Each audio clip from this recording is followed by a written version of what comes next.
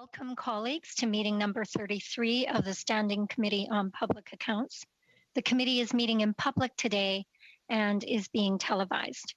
Pursuant to Standing Order 108.3G, the committee is meeting today to study Report 2, National Shipbuilding Strategy of the 2021 Reports 1 to 5 of the Auditor General of Canada.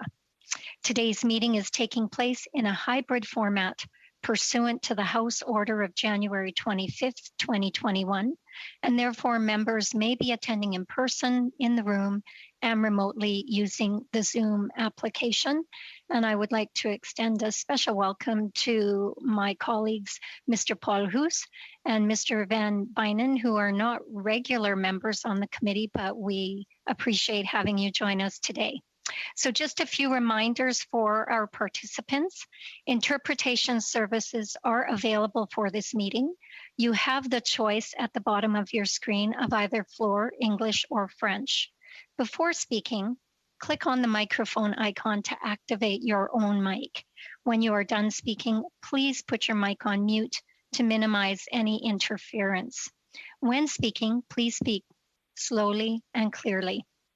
Unless there are exceptional circumstances, the use of headsets with a boom microphone is mandatory for everyone participating remotely.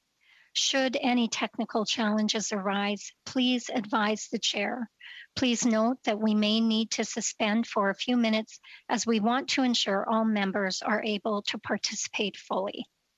Now I'd like to welcome our witnesses, and we have quite a list. Joining us today from the Office of the Auditor General, Casey Thomas, Assistant Auditor General, Nicholas Swales, Principal, and Chantal Thibodeau, Director. Department of Fisheries and Oceans, Timothy Sargent, Deputy Minister, and Andy Smith, Deputy Commissioner, Shipbuilding and Material, Canadian Coast Guard. Department of Industry, Simon Kennedy, Deputy Minister, and Mary Gregory, Associate Assistant Deputy Minister. From the Department of National Defense, Jody Thomas, Deputy Minister, Vice Admiral Craig Baines. He is Admirable. He hails from Saskatchewan, so I'm very glad to see him on our panel today.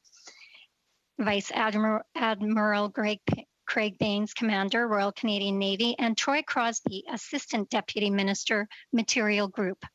Department of Public Works and Government Services, Bill Matthews.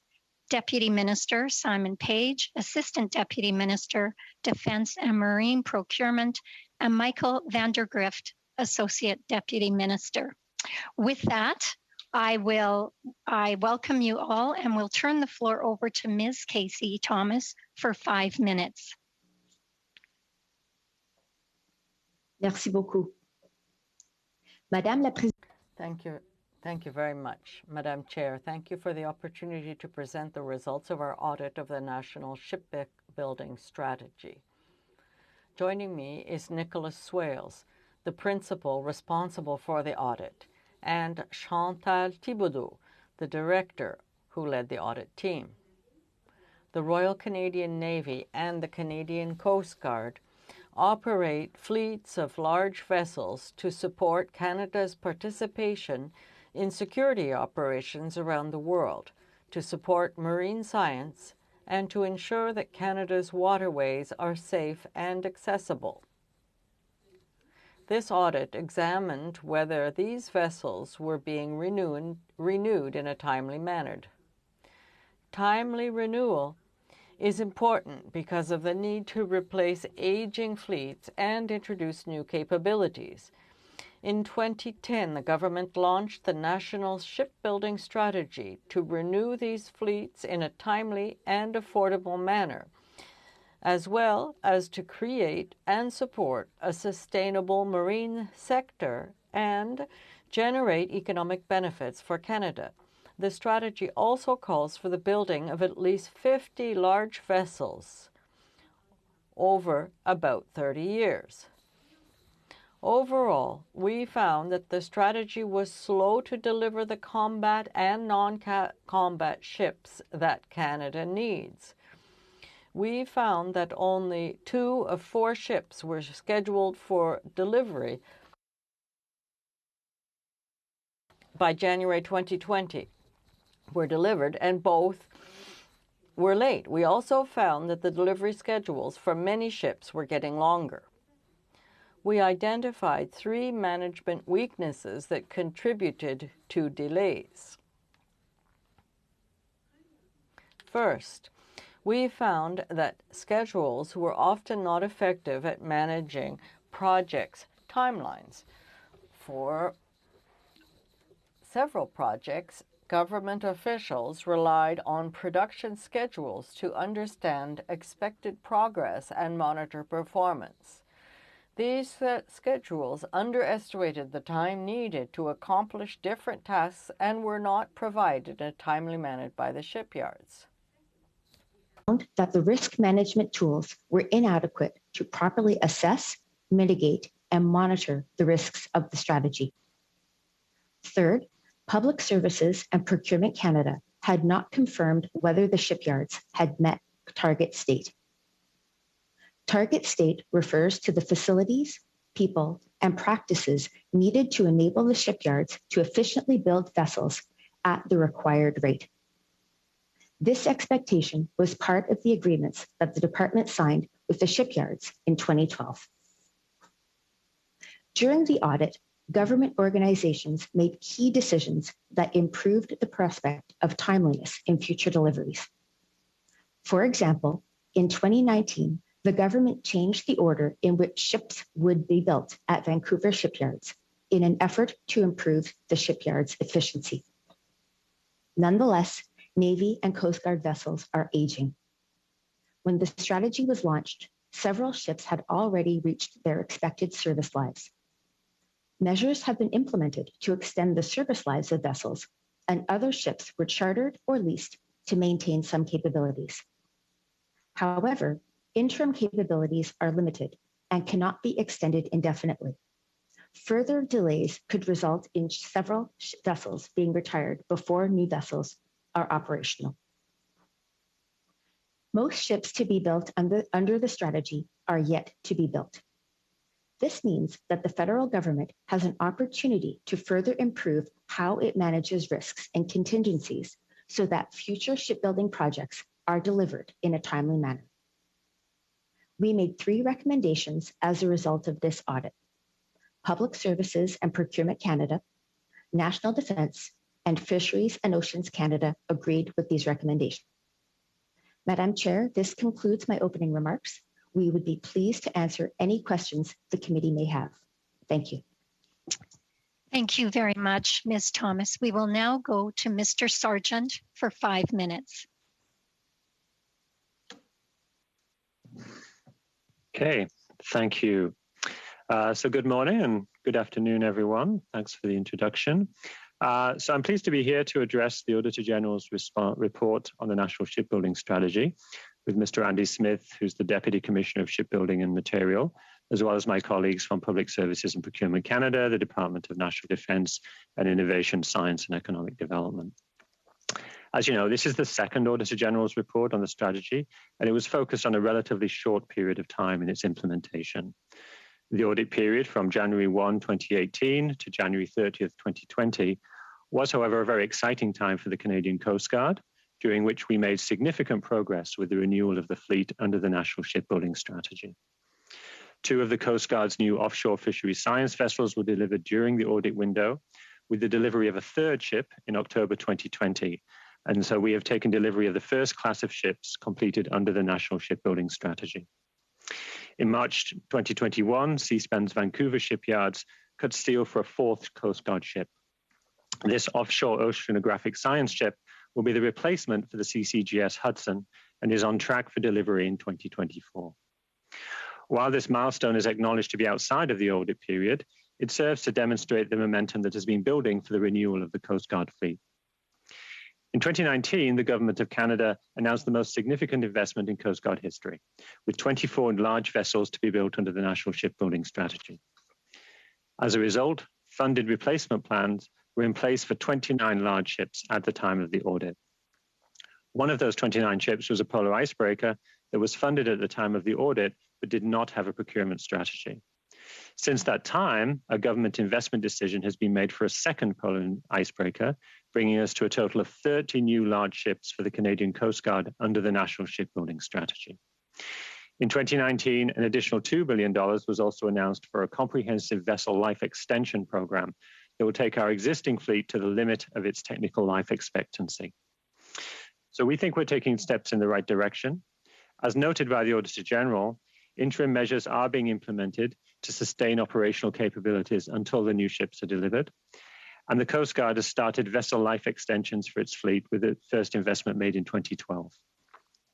In addition, 3 medium icebreakers have been acquired to backfill while ships are out of service for vessel life extension work.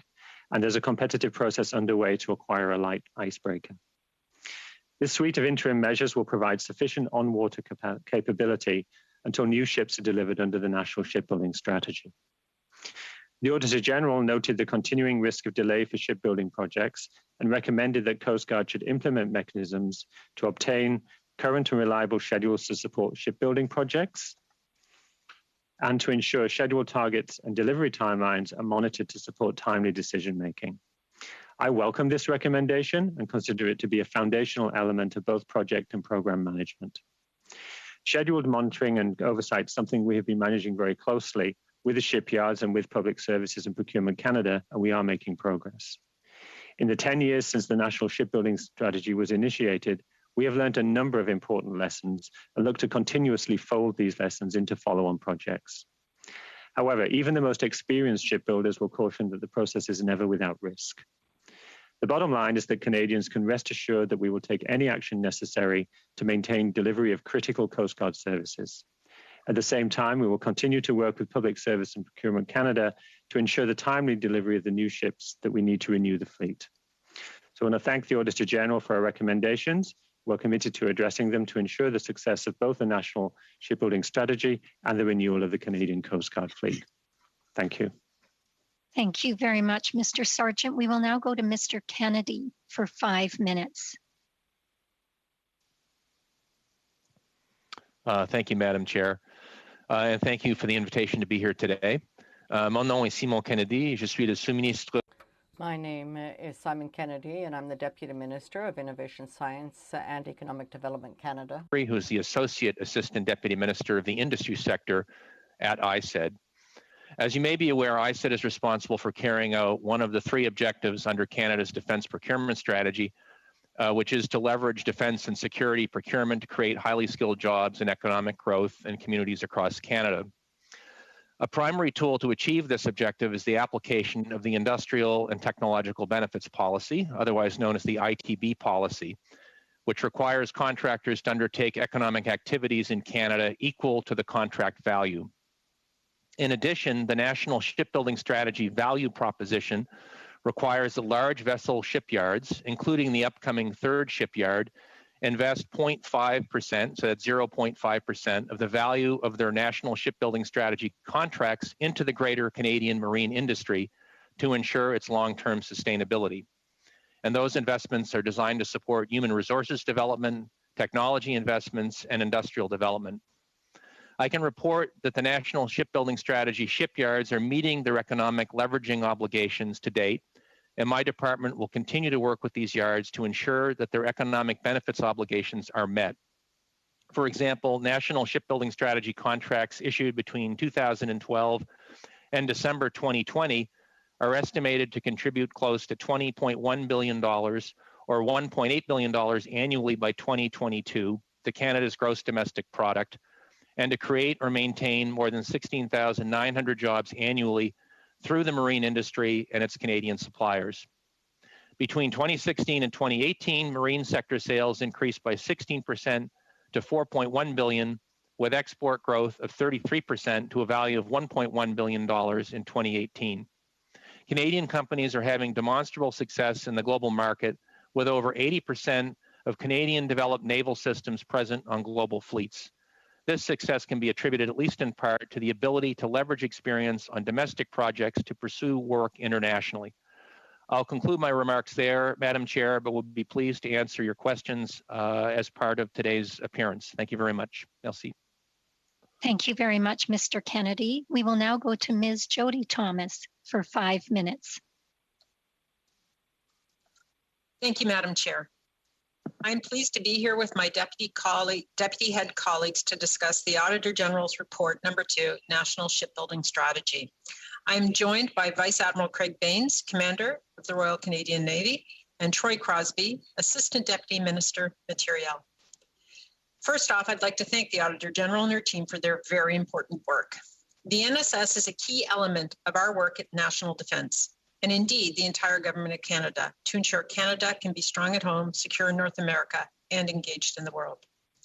National Defence agrees with the report's findings as they relate to our defence team, and we accept its recommendations. We agree, complete, current, reliable schedules are absolutely essential for decision-making and management of the shipbuilding projects. The review and insights highlighted in the AG report are timely and useful. As with any massive and long-term capital procurement project, we knew we would need continuous review and likely hone our approach as the NSS progressed. That's a very typical reality of major procurement. As the report notes, D&D was already in the process of implementing key improvements as the report was being produced. Additionally, since the report was released, D&D has coordinated with our colleagues at PSPC and Fisheries and Oceans on our different management action plans to ensure they achieve an integrated outcome. These action plans will outline how, with what milestones, and by when we will achieve the outcome of the recommendation. At National Defence, we expect that Q2 of fiscal year 21-22 is when we will be in receipt of shipbuilding schedules that are complete and reliable. I would also like to address the fact noted at the end of the report, which was that we cannot yet know the full impacts of COVID on shipbuilding timelines. This is another difficult reality of COVID. Until we are over the pandemic, we will not have a complete and accurate picture of what the full impact has been, including anticipated delays on major procurement. However, I want to reassure the committee and Canadians that we have firm contingency plans in place to ensure the Canadian Armed Forces has the ongoing capability required to conduct operations, including in relation to the Navy's work. Work continues on the Canadian Surface Combatant Project with the first ship of 15 ships expected to be delivered in the early 2030s, and the last ship to be delivered in the 2040s. While we develop these modern capable ships, we will extend our current Halifax-class ships as long as is required. Until the arrival of our joint support ships, we've engaged a third party to help provide those interim services, and we can extend that contract if required in order to keep that capability going. For our Arctic offshore patrol ships, this vessel offers a new capability. There are other means by which we can and do achieve the same outcome, including having vessels escorted by helicopter or icebreaker. And of course, the first AOPS, HMCS Harry DeWolf, is already conducting training and operations. In addition to shoring up capabilities, we have other means to ensure our operations are supported, up to and including working with our allies to resource share if an extenuating circumstance arises. As with so much else in the federal government, cross-departmental collaboration and timely information sharing is key for both overall efficiency and increasingly to manage Canada's evolving threat environment. National Defence will continue to work with our colleagues in other government departments and in Canada's shipyards and our industry partners to keep the strategy moving forward. This concludes my opening statement, Madam Chair, and I'm happy to answer any questions from the committee. Thank you. Thank you very much, Ms. Thomas. We will now go to Mr. Matthews for 5 minutes. Good morning, and thank you, Madam Chair. I am pleased to join my colleagues to speak to the committee as it studies the Auditor General's 2021 report on the National Shipbuilding Strategy. Despite the global pandemic, Public Services and Procurement Canada continues its important work to serve our clients. The National Shipbuilding Strategy work is one such example. The National Shipbuilding Strategy is a multi-decade commitment launched in 2010 with 3 objectives: to renew the fleets of the Royal Canadian Navy and the Canadian Coast Guard, to create a sustainable marine sector, and to generate economic benefits for Canadians. With the projects already undertaken, the shipbuilding industry is now growing in Canada, and there will be sustained work on this front for many years to come. In all, work from the strategy is contributing more than $1 billion to Canada's gross domestic product every year, and it is sustaining thousands upon thousands of jobs. But most importantly, Madam Chair, the work being done here is helping to support the brave members of the Royal Canadian Navy and the Canadian Coast Guard. So far, the strategy has produced 4 large vessels and a number of small ships. Many more ships are currently under construction across the country. We are making important progress, but shipbuilding is complex, and we acknowledge the need to continuously improve. This is why we welcome the reviews and recommendations, such as those from the Auditor General. Madam Chair, to fully understand the Auditor General's report and the important observations therein, we must go back to the time when shipbuilding nearly ceased to exist in Canada. When the National Shipbuilding Strategy was conceived over a decade ago in 2010, Canada was still caught up in the boom and bust cycle of shipbuilding, which has historically plagued this industry, and over the years, experience and expertise in shipbuilding had weakened. In those very early days, work and cost projections were not yet informed by actual build experience in our Canadian shipyards. Specialized marine supply chains also needed to be re-energized. Expertise in Canada was nascent at a time when entirely new classes of ships were set to be built in completely revamped and retooled shipyards. This has led to challenges in planning and schedule delays. We have openly acknowledged these, and several key risks are being managed. The government has made real efforts to better streamline the work required under the National Shipbuilding Strategy. Indeed, the Auditor General highlights that during the period covered by the audit, the government took key decisions to put the National Shipbuilding Strategy on a more viable path.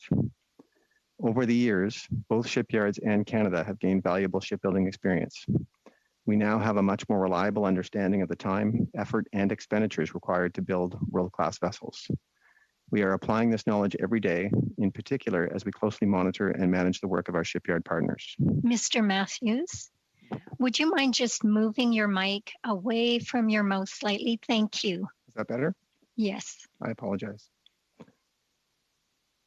Madam Chair, we have tabled with this committee our detailed action plan to help ensure shipbuilding schedules are more evidence-based, improved our risk management tools, and develop approaches that build on our lessons learned, specifically as we engage a third shipyard in the National Shipbuilding Strategy.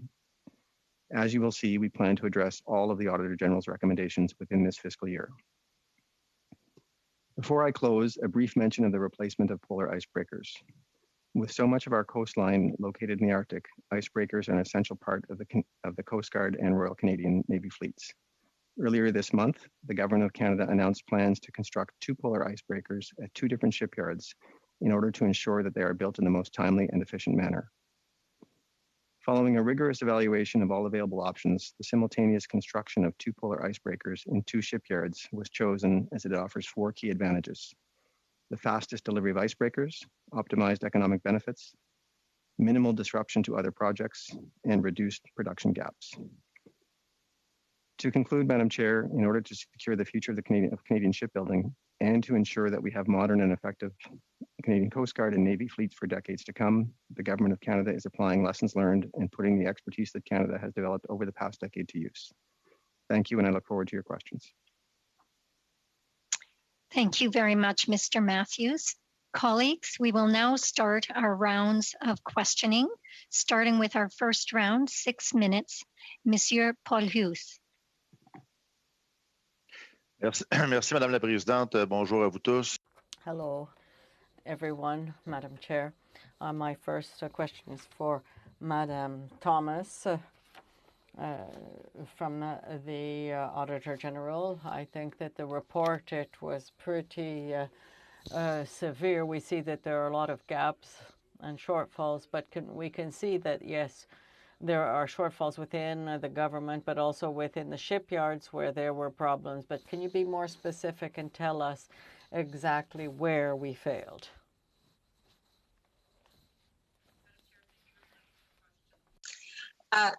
I think that the first thing I would like to highlight is that the expectations going back to 2010. Pardon, Madame la Présidente. Excusez, ma question était pas. I'm sorry. My question was for Madame Thomas from the Office of the Auditor General. Sorry, I apologize. No. I'm happy to hear it's not for me. Madame la Présidente, merci beaucoup pour la question. Madam Chair, thank you very much for the question. I'm sorry, but I'm hearing the interpreter. I'm sorry. Maybe Madame Thomas. Well, we have to be very careful to which Madame Thomas you're asking the question to. But thank you for your question. What we have noted during our audit, there were several issues. First of all, we found that there were persistent delays within the construction in the shipyards, which meant that in terms of construction, management was not necessarily well done when it comes to the design and development when the construction actually started. And we also found management shortfalls with scheduling, and also with respect to delays in terms of confirmation. Question. So yes, that we know it, but specifically, we have the shipyards that have difficulty with the building and to use the design. And on the other hand, in terms of the federal employees, there were also problems with respect to expertise and competence. So we didn't really need to have the proper expertise. But do we have qualified people? It's not the first time that Canada is managing a large contract, and it would seem that we're here and doing something very new, and it took years and years. So I think it's a mix of everything. We have problems on the side of the shipyard as well as with the federal employees. Is that correct? Answer. What we determined that the renewals were done in correct times. But yes, there were problems with human resources, and the departments put in plans to take care of those issues. Well, thank you very much. We can see that your team has analyzed a problem with respect to external competence. So do you think it's better that they deal with more external consultants with expertise? Answer. Because we looked at the scheduling, we did not do a lot of work in terms of expertise, so I can't really answer that question. In 2.49, that recommendation, you were talking about C-SPAN and Irving with respect to giving expertise to Levy, but with respect to all of the shipyards and the issues there, do you think that Levy should really listen to what you have? Are there really lessons learned, and will Levy be able to do better with the advice from other shipyards, or should we be careful? I'm sorry, I have a problem with my in recommendation 2.49. You speak to the fact that we have to take into consideration the expertise that was developed by Irving and C-SPAN to be able to give that information to Levy. But you really think that Levy would be able to trust what happens given all of the problems? Yes, there was experience, but will it be really relevant? Answer. What we noted was that both the shipyards and the department did learn lessons over the first years of construction. So even if we do have concerns with respect to the measures, we do hope that these measures will function, but it's too early at this point to make a determination. We have to go. Mr. Matthews, Bill Matthews, you spoke about the polar icebreakers. Right now, I'd like to know about design. Is C-SPAN keeping the same design? We know that there were delays over several years, but do we have the same design or not? And is Davy going to be taking C-SPAN's design? Are the two going to be the same ship, or does Levy have to start all over again in terms of design? Well, thank you for the question. Maybe it would be better to ask my Mr. Sargent or Mr. Smith.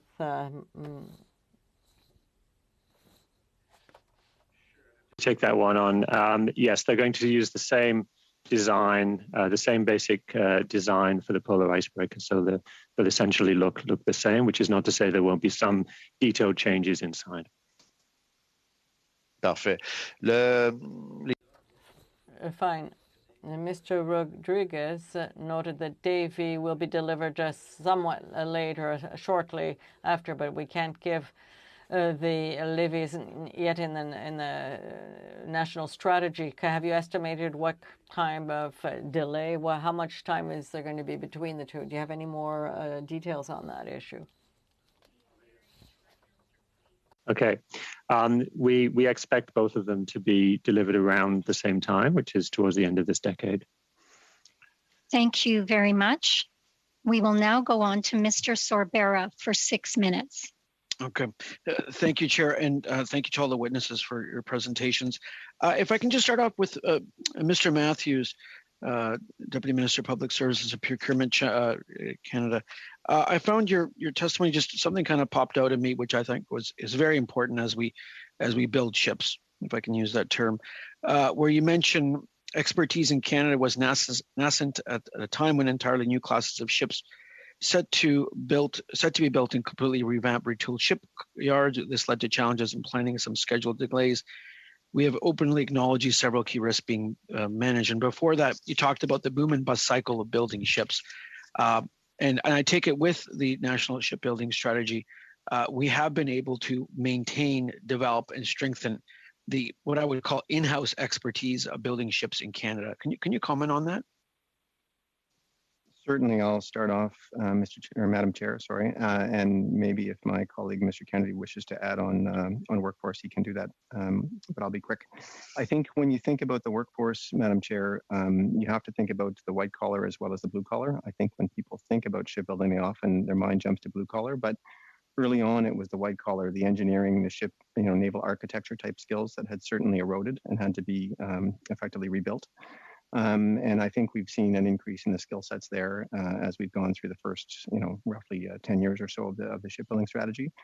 As you're now into a world of, trying to avoid the boom and bust, you're really wanting to make sure there's no production gaps at the shipyards, so you don't lose your workforces. You don't want to, if you end up downing tools, losing some workforce, and then bringing them back, that leads to great efficiency. So some of the risks that are being managed right now are around ensuring there's minimal production gaps in between ships, so that workforce that's become expert can be retained. Cool. Mr. Matthews, can we go to Mr. Kennedy briefly, because I do have a follow-up question afterwards. Mr. Kennedy? Thank you for the question. Maybe just to note that the guidebook and the kind of policies around the value proposition for the shipbuilding strategy and the industrial and technological benefits policy are set up to incentivize investment in skills. So, for example, under the value proposition program, there's a pillar that encourages bidders to identify skills development and training opportunities for Canadians, in particular for underrepresented groups in the defense sector and in other economic sectors. So I can speak to that at greater length if there's an interest, but we do try to incentivize and support training through the investments that these companies are making. Thanks. Okay. And just I'm going to change tangents really quickly here. Auditor General, the Assistant Auditor General this morning in this circumstance, you commented about the risk mitigation or risk management tools. We know in every organization, whether in any project undertaken, whether you build a deck, a house, or a ship, you need risk management, and you need a proper timeline and reference. And even quotation we see today, the price of input materials has exploded across the world in terms of, if you look at just a simple thing of lumber. So in terms of the risk management tools, if someone can speak to how we have strengthened those risk management tools, and I'm hoping that we're not only utilizing risk management tools, but ensuring that we're using the best practices. So whether a ship is being built in South Korea or Italy or the United States, which all have leaving shipyards, or even India, that we are adopting the best risk management tools and best practices with regards to that. And I'll open it up to whoever wants to jump in first, please. Thank you very much for the question. I can start, and then if Mr. Swales has anything to add, he certainly can. What we found during the audit was that, in fact, that the risk management tools that were being used to assess the risks were inadequate. They were taking too much time, resulted in duplication, and produced too many human errors. In addition, they weren't analyzing the risks that had an impact on shipbuilding timeliness, and that was the focus of our audit, whether or not there was timely delivery of the ships. The team, I think, recognized that there were some issues, so they did try to acquire a new tool, but I think from what I understand, that the tool was not successful. In terms of mitigating the risks, they also had not identified the right actions to put in place to mitigate the risks. There was very little information for us to be able to assess whether the risks had been mitigated. And because of that same lack of information, it was difficult for us to determine whether or not there was monitoring to determine whether or not those risk mitigation measures had actually worked. Would anyone like to comment on that, or we leave it at Madam Chair, if I could, just to add to that, one of the best practices that we are in process of implementing is earned value management, and that's a great way to integrate schedule, risk, as well as budget, and that is something you'll see used throughout the world. And we've taken steps to start the implementation. We still have some work to do there, but that is one example of better techniques, world-class practices that we are integrating now. And there's others as well. The Assistant Auditor General did mention the software tool. There is plans to acquire a new one, and that will be coming soon as well. Okay.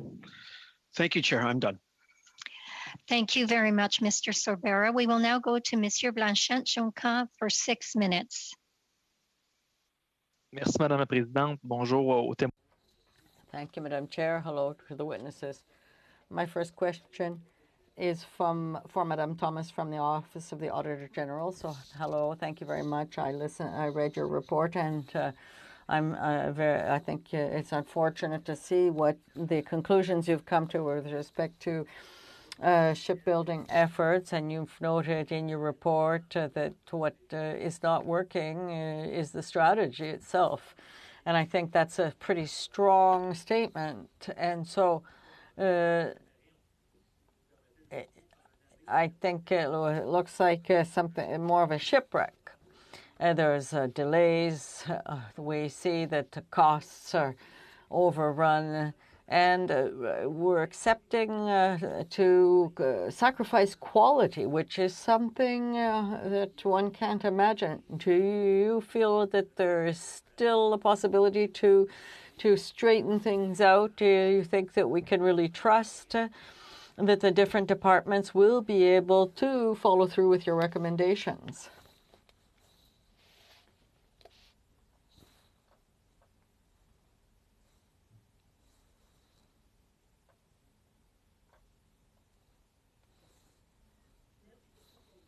Well, thank you very much for your question. Yes, we have noted that the strategy was not implemented efficiently. However, the departments have taken measures to be able to ensure that there would be operational capacity until there is delivery for new ships. However, you have mentioned that these temporary provisions are limited. So since there are a great number of vessels that are still within the strategy, we do hope that decisions taken by the departments will have an impact, a positive impact. Question. Well, thank you very much. Your audit was going from January 2018 to January 2020, before the pandemic. So people are saying that COVID-19 may have slowed things down for this national strategy. So I think that it's actually much more of a structural problem, and we don't have a captain of the ship. So have you done an estimate of the costs with respect to the government's negligence and the problems? Answer. Thank you very much for that question. As you have said, our audit did go from January 2018 to January 2020. However, we have noted that the pandemic did nonetheless have an impact, and there were discussions with respect to the work, even if there was work that was moved forward. So once again, it's really too early to be able to know, since there are a great number of vessels that will be built over the next few years. So we will be able to at some point see whether the pandemic had an impact. Question. We know that there are some political things going on when you have two shipyards. Have you been able to measure the impact that a greater diversity of shipyards would have had in terms of helping for development and construction of vessels and to be able to move the shipbuilding strategy ahead more quickly? Answer. Since our audit ended in January 2020, we would not be able to speak to decisions that were taken after that date. But the decisions we're talking about now were taken after the audit period. So our audit was not focused on any work that was done after that date. Well, thank you, Madame Thomas. How much time do I have left, Madam Chair? Well, thank you very much. I'm going to ask a question of Mr. Matthews at Public Procurement Canada. So I'm a little bit wondering, the Auditor General's report says maybe the opposite of what you're saying, so that's troubling. I think that the situation is really bad. I don't think everything is going to be able to fit within deadlines. Can you talk about the mechanism with respect to attributing contracts and why the Davie shipyard in Quebec did not seem to be considered at its full value, and that Irving got the lion's share of the contracts? Thank you, Madam Chair, for the question. So we have 2 points. First of all, the Davie shipyard has done much work to be able to work for the Coast Guard, and Irvin and Seaspan were selected after having organized a competition, and that was 10 years ago, and the result was that Irving and the Vancouver shipyard were able to win the competition, and that's why we started with those shipyards. With the delays, we decided that it would be well worth adding a third shipyard, and so the shipyard Davie. So that process is underway, and we hope to be able to conclude the work in the months that are coming. Thank you very much. We will now go on to Mr. Green for 6 minutes.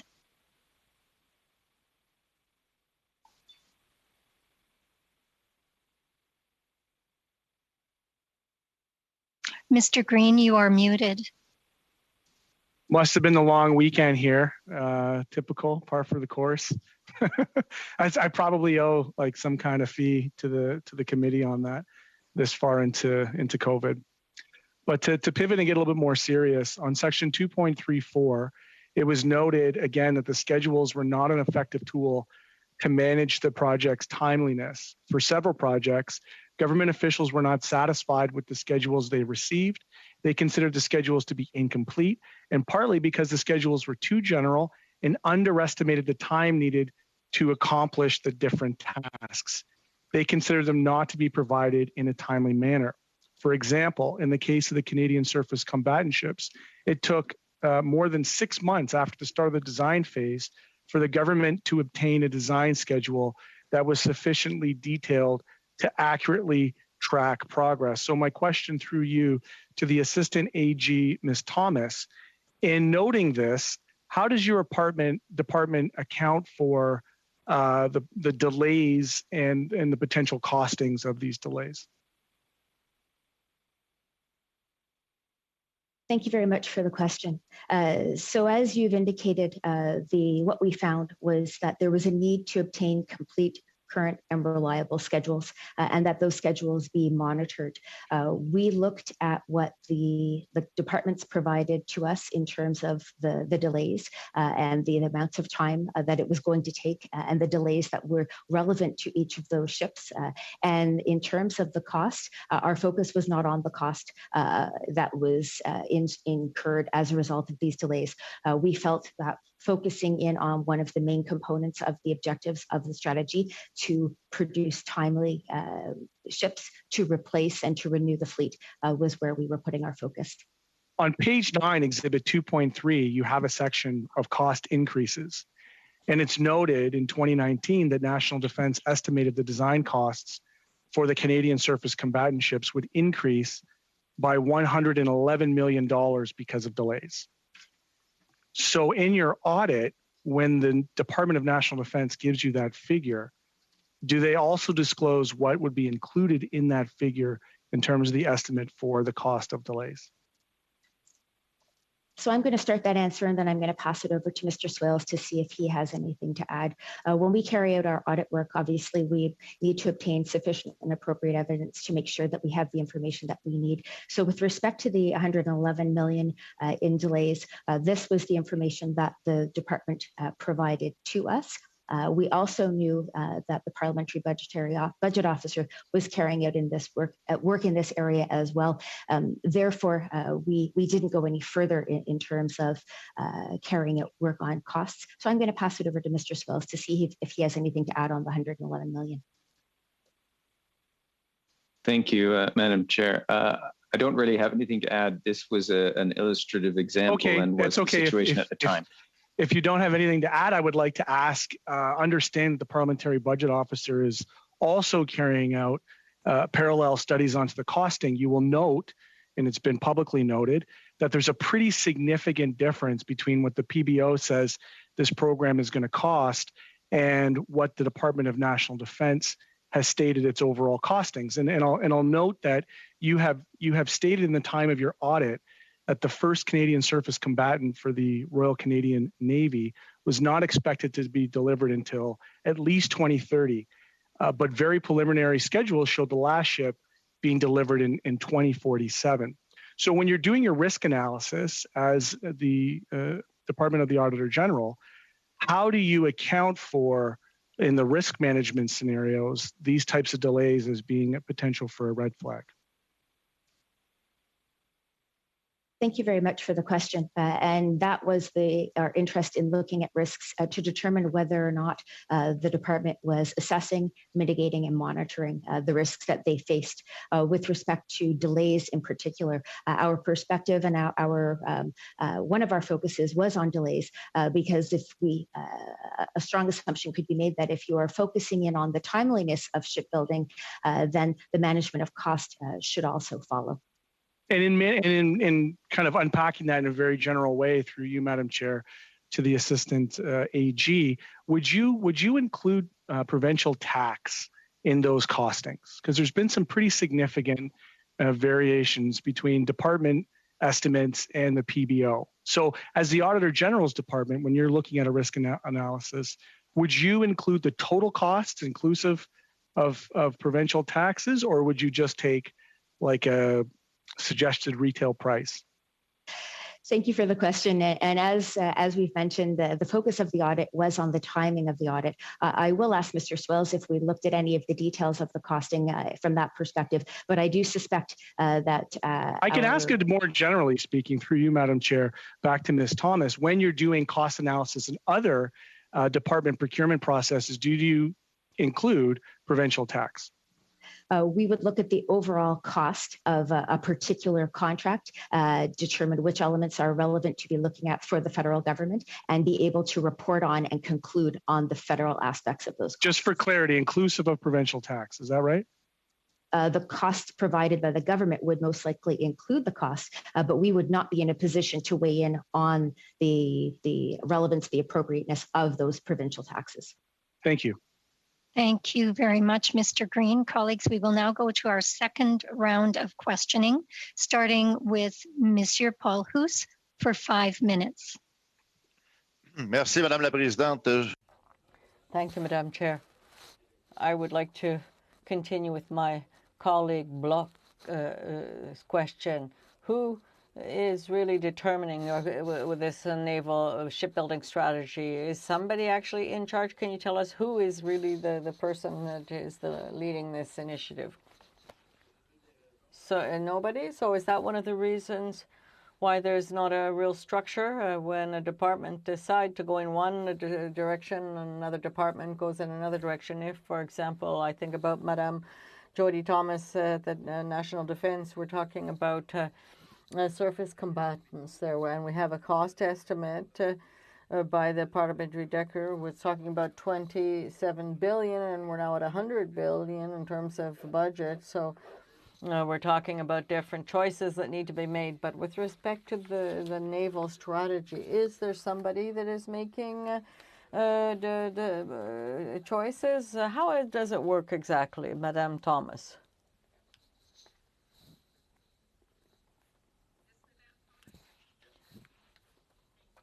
Thank you, Madam Chair, for the question.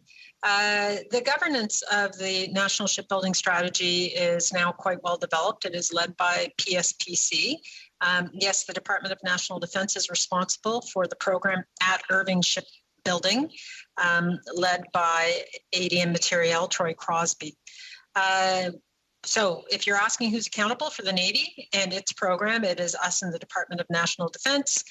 We make the decisions on what will be built. We work with our partners, and we are accountable for the cost of that project and that series of projects. OK. Donc la division est faite. Okay, so Irving is working with National Defense, C-SPAN, or with Fisheries and Oceans. That's clear. But the question that I have now, I think it was 2 years, there was another contract that was given to Ernie. There was a sixth one, and it's paying twice so much price. Rather than 400 million, it's 800 million. So the difference would be to give funds to Irving because they had problems and they couldn't lose any employees.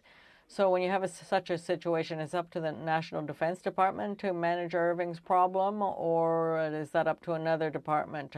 So is it you at National Defense that have to take on those extra expenses caused by the business? Madame Thomas. Thank you very much for the question, Madam Chair. There are 2 Coast Guard vessels that are going to be built at Irving Shipyard. Yes, you're quite correct. But there are also 2 Navy ships that are being built at C-SPAN. The governance of the program means that we work with PSPC, industry, ISED, and DFO, Coast Guard, in order to come to recommendations to make on the best use of the yards. C'est pas ma question, mais je vais aller à l'autre qui me reste pas. This wasn't my question, but I would now like to ask a question to Mr. Sargent from Fisheries and Oceans. This double contract for the icebreaker, this has been years that the C-SPAN had it, then the government took it away from C-SPAN, now they're giving it back to them.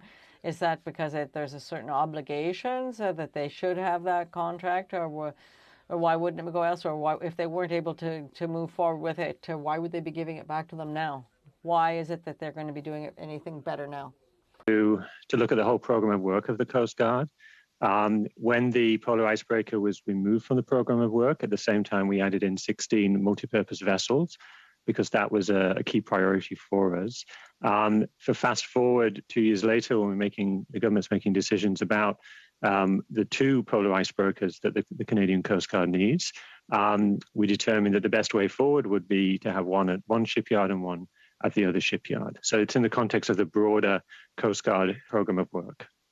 Mais pourquoi vous pensez, pourquoi? Question, but why do you think C-SPAN was not able to do it? That they took that away from them in 2009, now they're giving it back to them. They weren't able to do it for over 3 years.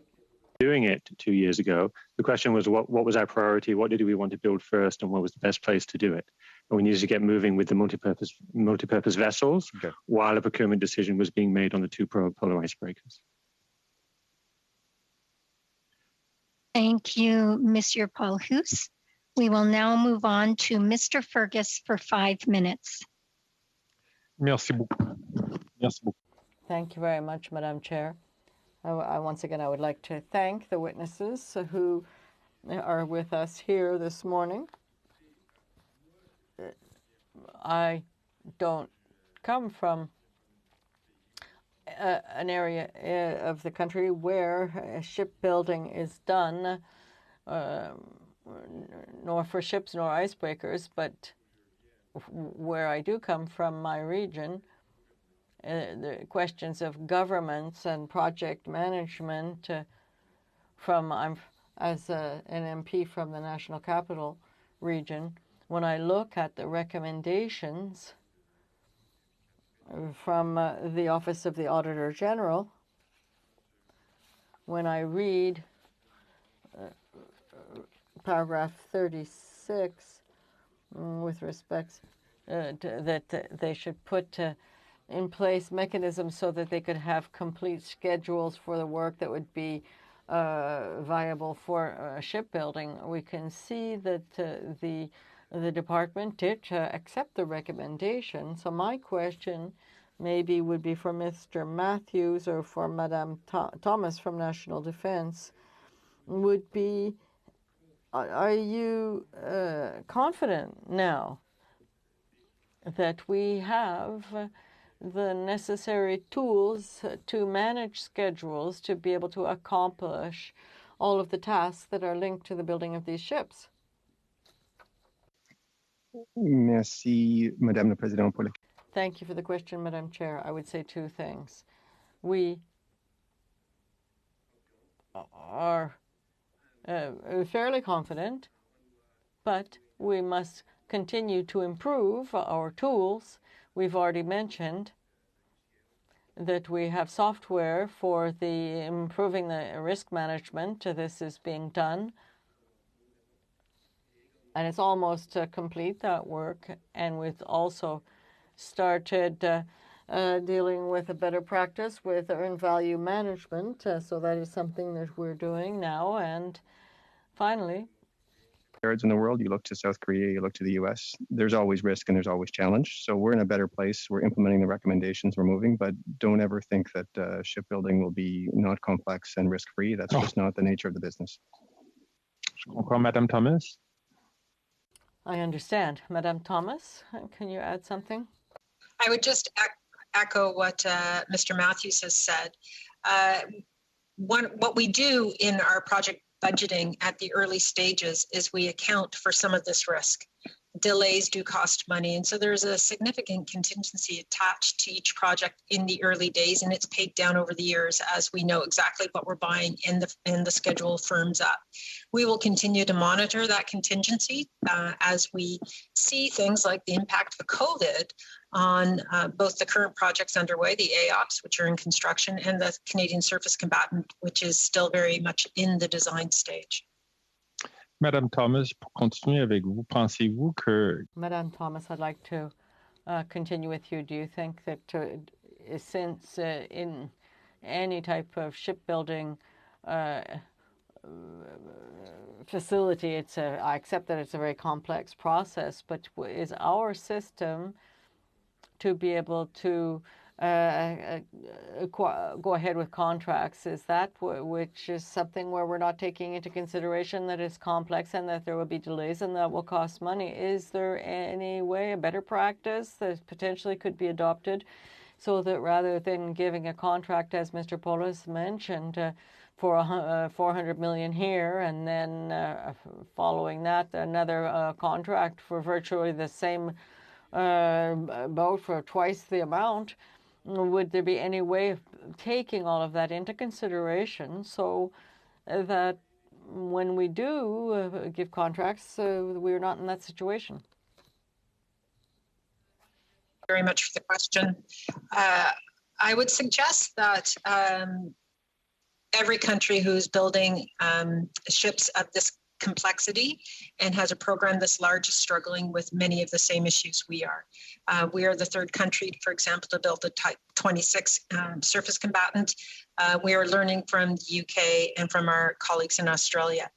The National Shipbuilding Strategy set out to do more than one thing.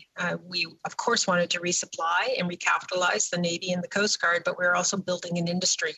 And those two objectives, both critical for us as a country, did add to the complexity. I would say that the other complexity is that we build ships once every 30, 35, 40 years for both the Navy and the Coast Guard ships. So we're leaping generations of technology in one program and in one project. And that adds to the complexity because last time we built ships was in the 80s and 90s for the Navy. Before that, really, for the Coast Guard. And so a more regular process of building ships, I think, would reduce the complexity. Thank you very much, Mr. Fergus. We will now go on to our next round of questioning, which is a 2.5-minute round, starting with Monsieur Blanchette-Joncan.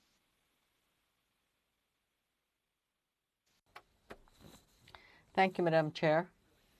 I'd like to follow up with Mr. Matthews. Mr. Paulus mentioned earlier the question of who is managing it, and nobody really answered. So there is no leadership right now as it stands. So my question would be the following. If there is no one that's in charge of the strategy, so where do the orders come from when it comes to giving out contracts? Merci pour la question. Thank you for the question, Madam Chair.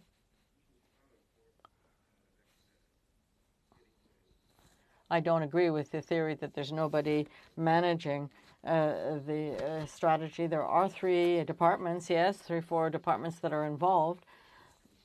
We run the program. We're responsible to manage the program. If it's a question of which departments figure out what the capabilities required are, what ships are required, and what budget they have, that would be National Defense for the Navy, Fisheries and Oceans and Coast Guard for the Coast Guard. The industrial benefits piece, which is an important part of the strategy, that is my colleagues at ISED, led by the Deputy Minister, Mr. Kennedy, who leads that piece. But the overall coordination of the program is with PSPC. And so when we're sitting on, what type of competitive process should we run to award a contract, or what's the strategy? Obviously, lots of inputs, but it's PSPC who chairs that table and then manages the execution of the actual contracts.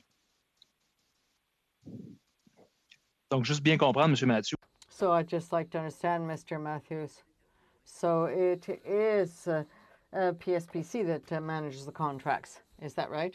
Well, answer, it depends. We do manage the contract in the process of contracting to organize a competition. Often it's a government's decision, but it's PSPC that does manage the process. Mr. Matthews, you've just told me something. You're saying it's a government decision. So that's what I have the impression, that it's influential members of the cabinet that are looking at their regional interests first and foremost. So you're saying that you don't manage the strategy completely. So you are really following through on political orders. Is that not right? Well, the government does make decisions with respect to budgets. Thank you very much, Mr. Blanchette-Joncan. We will now go to Mr. Green for 2.5 minutes. Thank you. We heard in earlier testimony the Deputy Minister for the Department of National Defense, Ms. Thomas, state that essentially time is money when it comes to delays. And we know that the Parliamentary Budget Officer has already reported that each ship year a project is delayed will see production costs increase potentially by tens of millions of dollars per ship. So my question through you is when the Deputy Minister is doing costing and contingency, how much have they set aside for contingencies as it relates to the surface combatant shipbuilding program, the 15 type 26 ships? I presume that question is for me, Madam Chair. I'm going to ask my ADM of Materiel to weigh in. We have a very robust budgeting and cost estimating function here at National Defense, and they work with various models to build that in. We may have to get you the exact number and give that to you after the meeting, but I'll ask Troy to weigh in on the answer. Actually, before he does that, in speaking to your robust costing, would you perhaps go on the record today and just clarify all the confusion around how the estimates were different than the PBO, and setting aside the calculations around the weight and the size calculations they had there? Do you, when you do procurement through the Department of National Defense, do you not include provincial sales tax in your overall estimates as reported to Parliament? Our costing is, as I said, based on models. We do not include tax. PBO does, but The numbers have essentially been within a range of each other that I think is reasonable going into the design phase of the ship. The difference the last time had to do with the amount of contingency and the emphasis that the PBO put on the weight of the vessel. It totally froze. I'll have to probably go back to the Hansard on that. So just while we're here today, the original costing from Chair, 2017. Chair, point of order. Yes, Mr. Sorbera. I'd like to say it not only froze for MP Green, but I think it froze for everyone during that period of time. So not too sure what the witness said. And obviously we'd like to give Mr. Green his full allotted time. Absolutely. We can certainly do that. Mr. Green, can you advise as to what you did here in the response that was being given?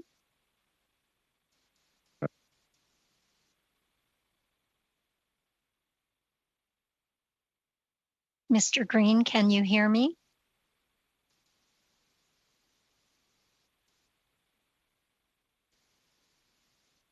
Can anybody hear me? Now we can, yes. Strange. Okay. Thank you for that, Grace. And I do want to get clear on this because I'm still unclear how we go from 60 million to 80, or sorry, from 26 billion to 50 to 60 billion to what the PBO is reporting as 82 billion. And that's on a program that would be on time. We now know that this potentially can have significant delays. And so rather than the modeling, I guess it's a general question back through you to Ms. Thomas. When you're doing procurement for other things, materials, regular stuff, and you're doing estimates that would go into our estimates here, public accounts, do you or do you not include provincial sales tax? Thank you very much for the question. I will defer to Troy Crosby to answer that question for you, as he is responsible directly for that budget input. But our budgeting process and our costing process for every project is the same regardless of the size. And the details on the specific project, 62 billion was the project cost in Strong, Secure and Engaged when we fully costed that project and budgeted for it, and the ships will come in within that amount. Troy? Thank you, Madam Chair. The current estimate, as the deputy said, 56 to 60 billion dollars. That does not include an amount for provincial or federal taxes through agreements between the provinces, and because the federal tax would return to the federal government in any case, those tax amounts are not included. Well, respectfully, in Nova Scotia, it's 10%. So are we to add a 10% premium onto all your estimates on a move forward basis? Madam Chair, maybe I can help out there. I did speak. Actually, respectfully, I've heard your answer before, Mr. Matthews. I'm looking to get clear from Department of National Defense on the record. Okay, so I'm sorry. We have now gone well over time, even though we added more time to your answer, Mr. Green. Perhaps you could ask for that again during your next round of questioning. We will now move on to our 5-minute round of questioning, starting with Mr. Lawrence for 5 minutes.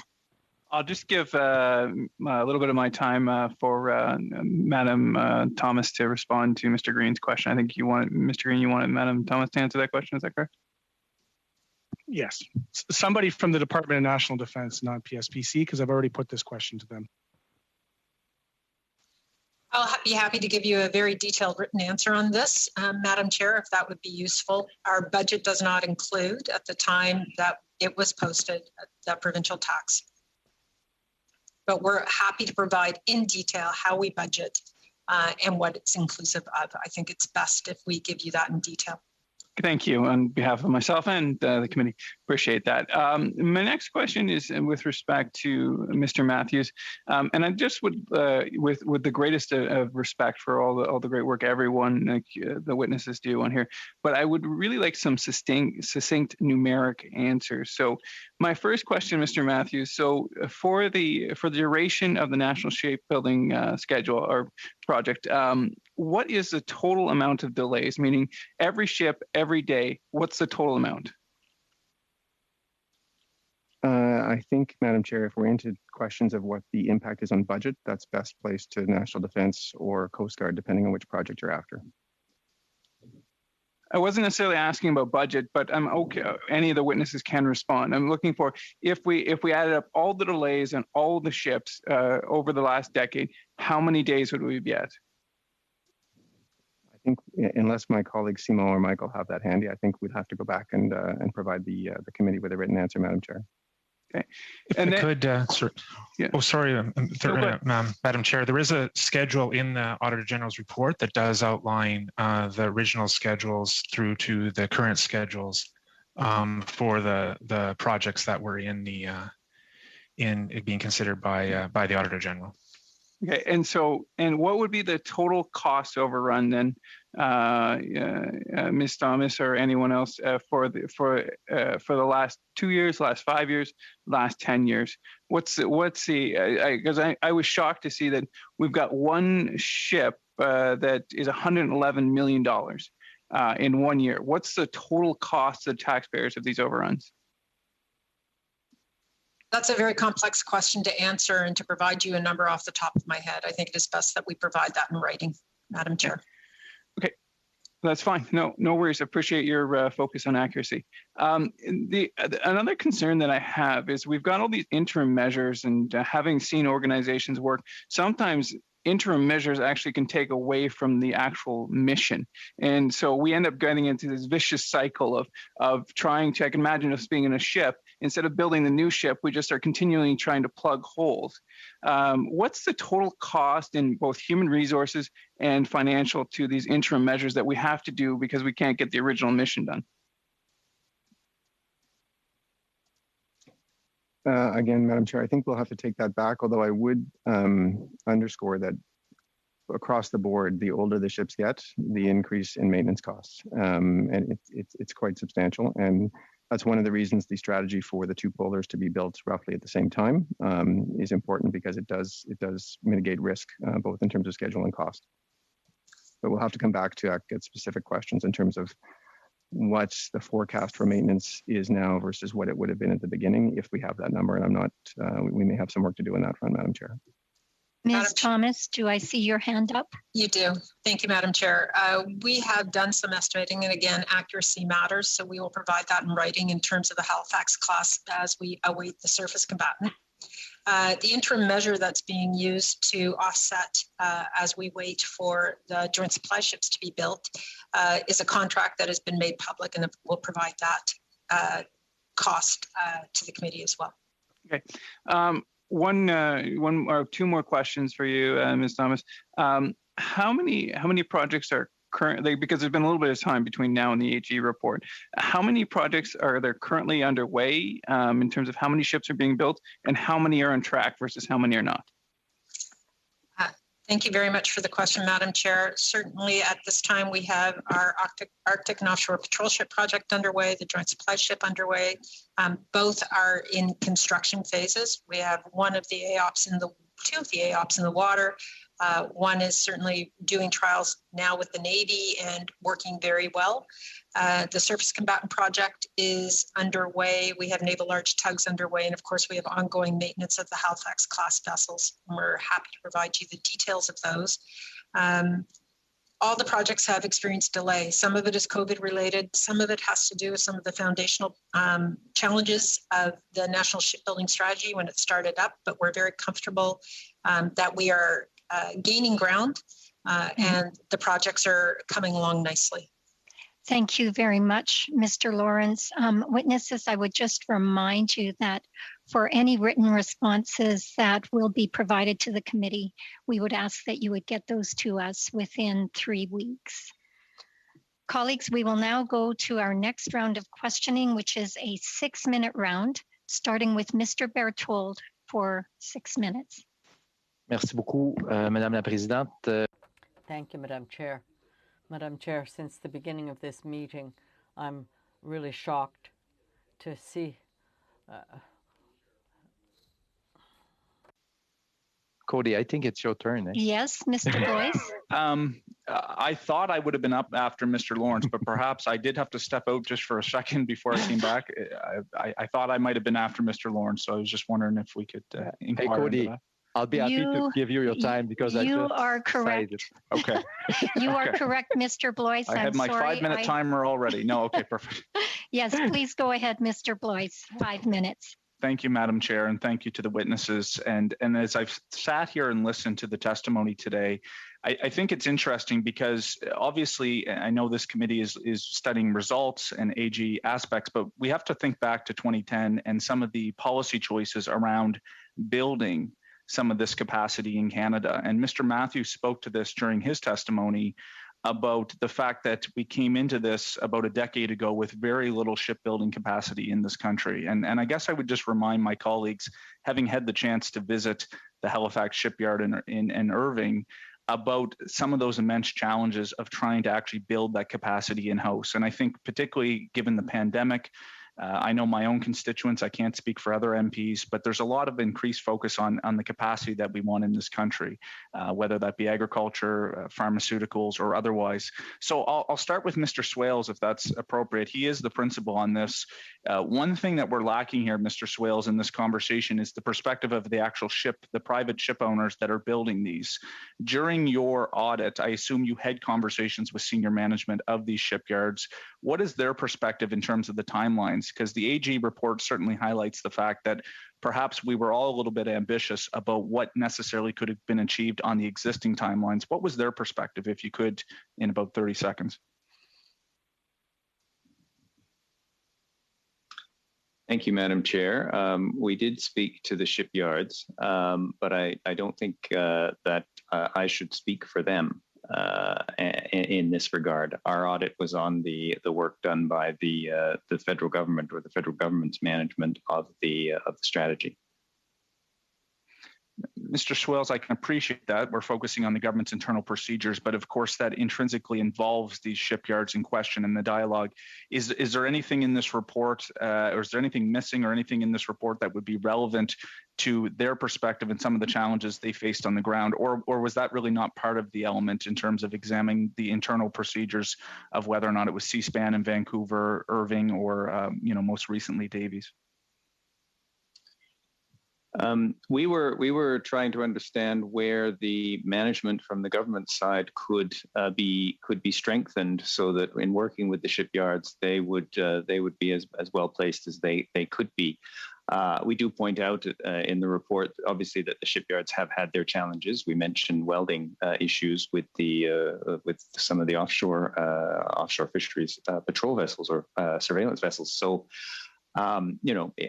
Clearly there have been challenges on the shipyard side, but the focus of our work was on what could the government do and what has the government been doing to try and keep the strategy on track as best it can. Perhaps I'll go to Mr. Matthews then with public procurement. Can you speak to this? And obviously, my understanding of even the timelines, optimistic, but now we're starting to get some precedent on how to build these ships. I assume that's part of the work of the government of tightening the timelines and asking some of the existing procurement shipyards to be able to meet better standards moving forward. That's exactly it, Madam Chair. So there is a natural tension, obviously, because of the age of the fleets. There's pressure to get ships sooner, and we all know why that is. But we also want schedules that are credible. And finding that balance, I think early days, the yards and the government, frankly, officials were overly optimistic in terms of timelines. I think as we've now got a few ships under our belts, we're in a position to be more real in our challenge to the schedules. So we're demanding more detail from the yards in terms of the schedules so we can assess, is it credible? I have mentioned the earned value management approach that we plan on adding in and have started that. So this is, as the yards mature, we'll get we have a better sense of what they can deliver and when, and can challenge their schedules accordingly. No, I appreciate that. And the conversations I've had with some of the folks at Irving, for example, is that, when I asked about beyond government procurement, what opportunities may exist, and then, traditionally, Canada has not been in this space. I asked about whether or not there'd be private opportunities for procurement in a more commercial sense outside of defense procurement. Weren't sure if those existed. And I think that just really speaks to the complexities and the fact that it's not easy to build an industry overnight. To Ms. Thomas on D&D side, I think it outlined it in the report, but just to confirm, operationally, has there been any challenges from your side? And it also mentioned about mitigation measures to try to avoid some of those operational challenges because of the delays. Can you broadly speak to that in about the 25 seconds I have left? Thank you, Madam Chair. How about quickly ask the Commander of the Navy to speak to the operational challenges and how he's mitigating? Thank you, Madam Chair. Of course, we have a very careful balance of investment against operational requirement that we plan to. As an example, we have 2 ships forward deployed as we speak, another one about to deploy in July. With the JSS contract, as you know, we have a interim auxiliary tanker that is fulfilling that function. And so we find that through smart scheduling on our side that we're able to manage both the maintenance and operational requirements. Thank you very much. Thank you. Thank you very much, Mr. Blois. Now we will start our next round of questioning, starting with Mr. Berthold for 6 minutes. Thank you. Thank you, Madam Speaker. Thank you, Cody, for your questions. Madam Chair, since the beginning of this question period, since the beginning of this meeting, having looked at the Auditor General's report, I realize that it would seem that there's a lack of leadership, with all the respect due to all of the people that are involved in this strategy. We've learned a lot of things. It took roughly 10 years to be able to learn that the government is just starting to ask questions of the shipyards to find out what's happening and why there are delays. Mr. Matthews, do you not think that it would be a good idea to look at the communication between the 3 departments and how they organize for the delivery from the different shipyards? Because I think each department would like to be able to deal directly with the shipyards, from what I've been hearing. The premise of that question may be a bit of an oversimplification of where things are. Of course, there's been ongoing discussions with the yards about schedules. I think we're now in a better position to understand what the yards Monsieur Matthews, pardonnez-moi. Question, Mr. Matthews. You're saying I simplify the situation too. Well, it's not complicated. We have a shipbuilding strategy. We're asking shipyards to build ships for icebreakers, for the Coast Guard, for the National Defense. And so we realize now that there are delays, that there aren't efficient risk mitigation measures in place. And even if the Auditor General's recommendations are accepted, there's still all these delays. As a Canadian, we would expect that the different departments, the different offices, yours, the National Defense, when you give them such a mandate, that it wouldn't take them 10 years to discover how they need to deliver to Canadians. This is up to Canadians to pay for these billions of dollars. So, Mr. Matthews, I don't like hearing you say that I simplify. So why does it take 10 years to say that you're learning lessons? I think the lessons learned have been ongoing, but the sophistication of the yards and the risk management tools and the schedule management tools that go with it, these are long-term programs. So it's not a lesson you learn overnight. This is a multi-decade program, and we will continue to learn as we go. I think we're now in a better position to understand what the yards can truly deliver, and we put pressure on the yards to adjust their practices as well, but it's a joint effort. And I think you'll see lessons continue to evolve, but our practices will get more sophisticated as we go. Compte tenu de ce que vous nous dites, given what you're telling us, can you assure that there will not be any further delays? I think we can never, in the shipbuilding industry, never say there'll be no delays. We've already talked about COVID. Even countries with, generations of shipbuilding experience still encounter delays. These are complex projects. We've talked a little bit about the surface combatant already today. This is probably the most complicated project the government of Canada has ever undertaken. It's going to be a challenging project. Est-ce que vous considérez que vous Do you consider that you have all of the competence and human resources within your office to be able to lead such a large project. And not only is this project important for Canada, but for everything that's happening now in the Arctic, what's happening on our coast, what's happening at the National Defence when they have to refit and repair and extend the life of boats. So do you think that you have all of the necessary competence to be able to bring the project to fulfillment? Required in the skill sets, both from an employee perspective, but also we will continue to make use of outside experts to get advice. And that's been part of the strategy from the get-go. We will be looking to increase our resources as well, both within our department to ensure these programs continue to be managed with the level of effort required. But it is a combination of outside expertise, which is absolutely essential, as well as employees inside the government. Et comment vous déterminez les besoins?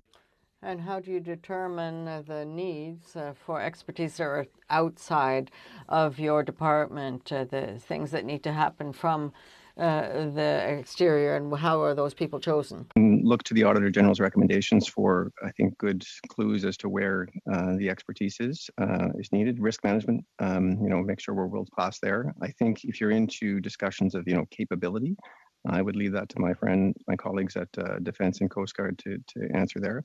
But risk management, I think, evolving the contracts themselves to make sure they're world class in terms of best practice as the shipyards mature as well would be the two areas I would point to. Au niveau de la cap. With respect to the capacity to work with the other departments, you're saying that you're the leader when it comes to actually delivering the shipbuilding strategy. So that is why I would like to ask Madame Thomas from the Office of the Auditor General, do you think that it would be necessary for us to have more transparency and have more frequent reports with respect to the shipbuilding strategy so that we'd be able to follow the evolution of this strategy, because it's millions of dollars that it costs Canadians? A very short answer, Ms. Thomas. I think she's frozen. Oh, I think you're right. Yeah, I think that was so a good question. It was a great question, Luke.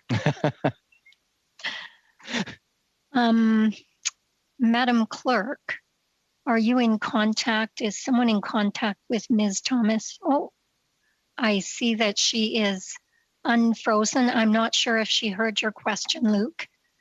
Perhaps we can go back and you can very succinctly ask your question again.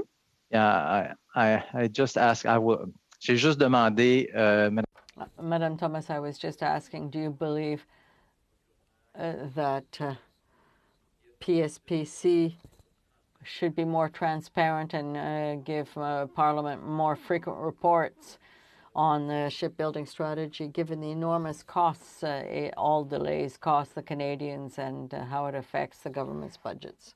Madame la Présidente, je présume que... Madam Chair, I believe that the question is for me. Sorry, I lost my connection, but I'm unfortunately getting your connection is unstable. But with respect to the reports, since our audit has focused on the schedules, I really would not be able to say whether the frequency of the reports is sufficient. I don't really know if I actually understood your question, Madam Chair, because I missed too much of the conversation beforehand. But maybe if I could add something in writing following the session, I think that that is something that I could definitely do for you. If it would be more relevant than what I've just said. And my question, because I don't want to take my colleagues' time. Thank you very much, Mr. Berthold. We will now go on to Ms. Yip for 6 minutes. Thank you. My first question is to Mr. Sargent. Could you speak to why there are 2 polar icebreakers needed for the Coast Guard operations in the north, and when the audit report shows only 1 polar icebreaker is noted? So to take the second part of the question first, it had always been part of the Coast Guard fleet renewal strategy that we would have 2 polar icebreakers, but until very recently, only one of those icebreakers was funded.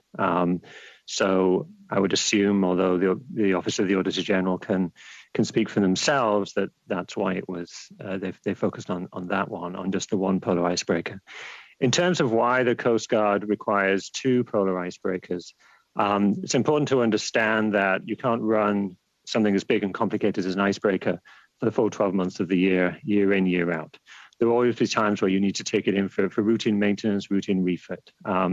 You'd be looking, for 3 months out of every 12, we would normally expect the icebreaker to essentially be in the shop, as I say, for routine maintenance, routine repair.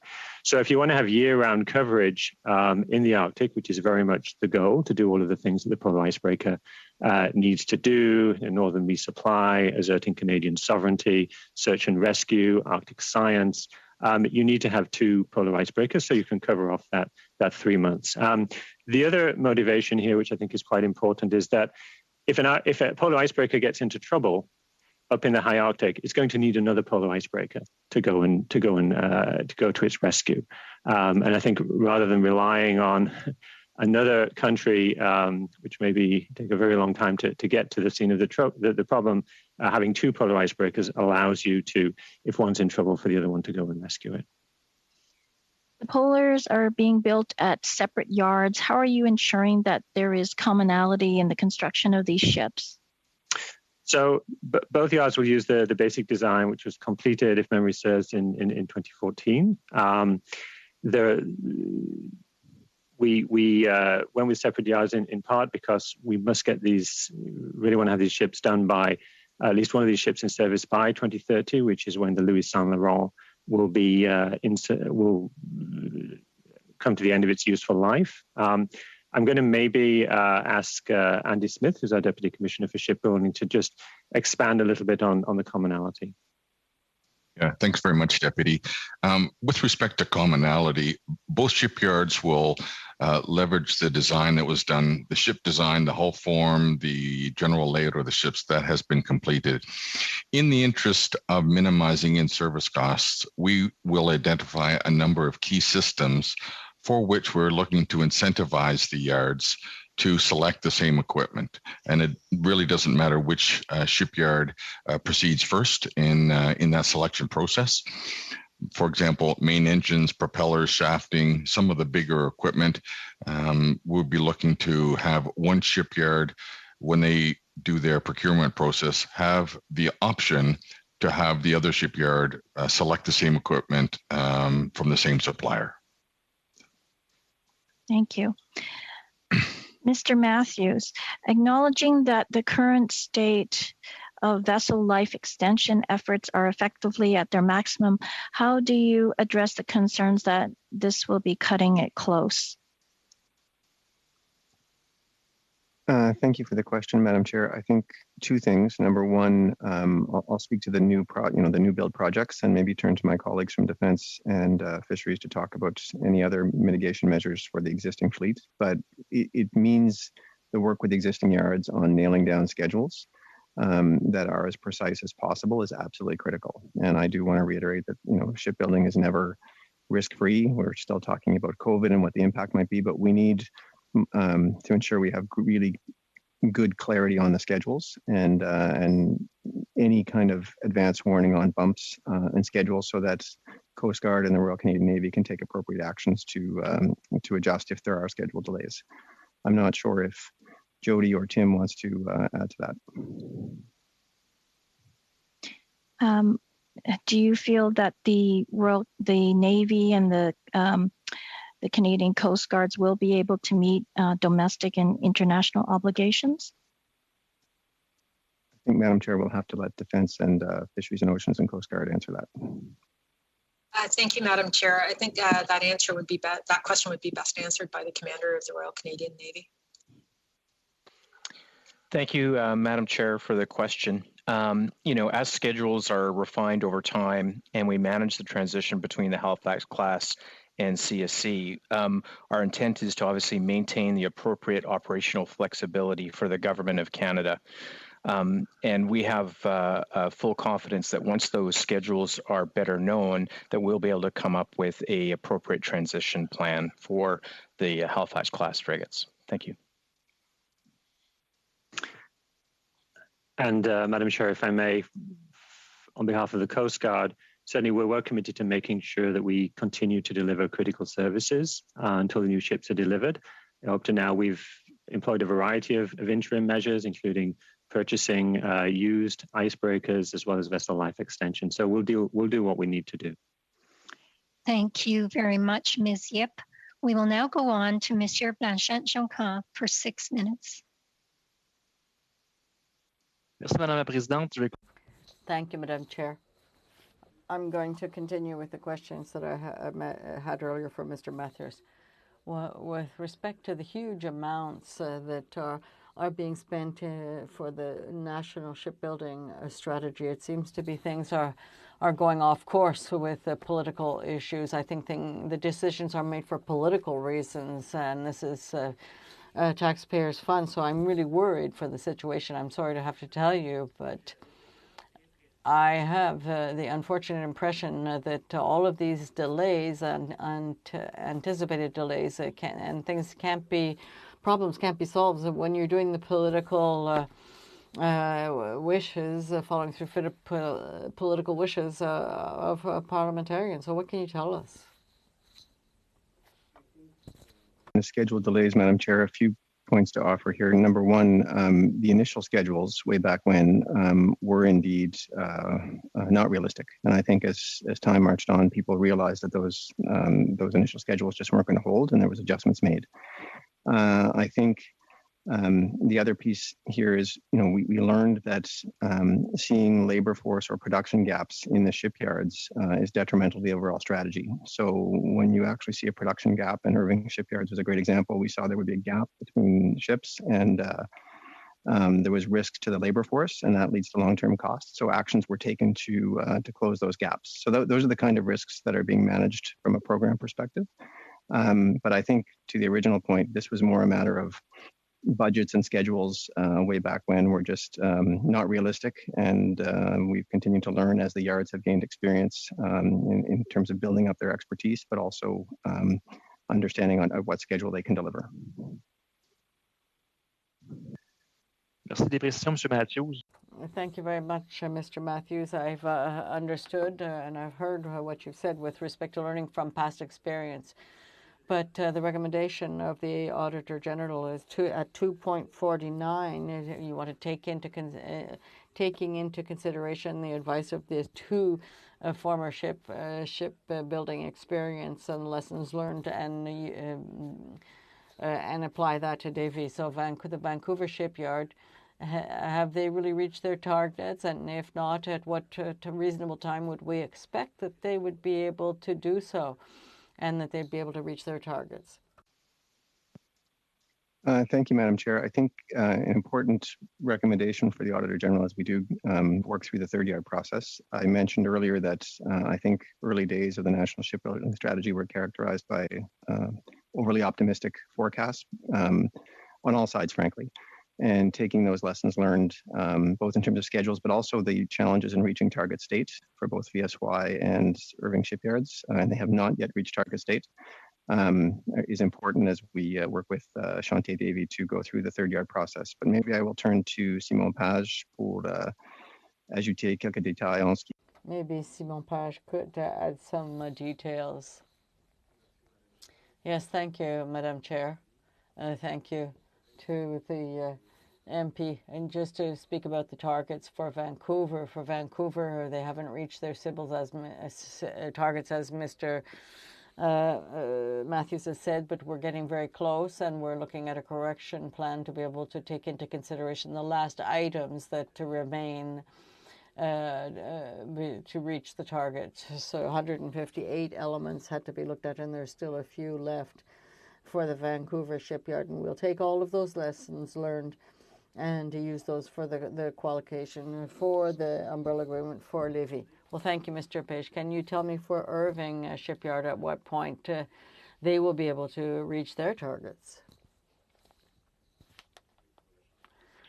Answer, yes, for the Irving shipyard, we have done an evaluation that will be completed in the fall of 2021, and then we'll be able to have the results of the evaluation early in 2022. So with respect to Irving, it's similar to the Vancouver. We will have a corrective action plan to be able to bring the process to target.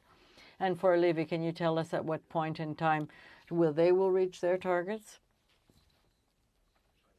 The Levy shipyards, it'll be a little bit more complex because first they need to go through the qualification process over the summer, and then there has to be an umbrella agreement set up. So once we progress and we've signed the umbrella agreement, then the specific details with respect to the target state will be set up, and so we want to have continuous improvement for the lessons learned with the other shipyards. So we want to be able to ensure that we have to go to good negotiations with Chevy, but we'll be able to give you some target states at that point. Thank you. My question for Mr. Matthews, there was a government announcement that was made at the beginning of May for 2 new polar icebreakers for the Levy. Right now we know there's no, as far as we know, there's no contracts certain. How do we know that they're actually going to go through?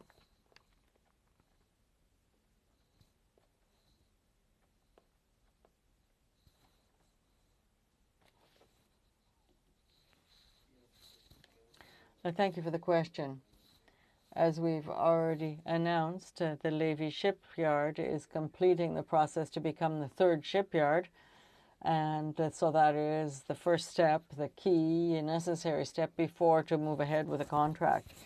So we need to continue to work with the Levy shipyard to be able to complete the work, so that they'll be able to qualify as the 3rd shipyard.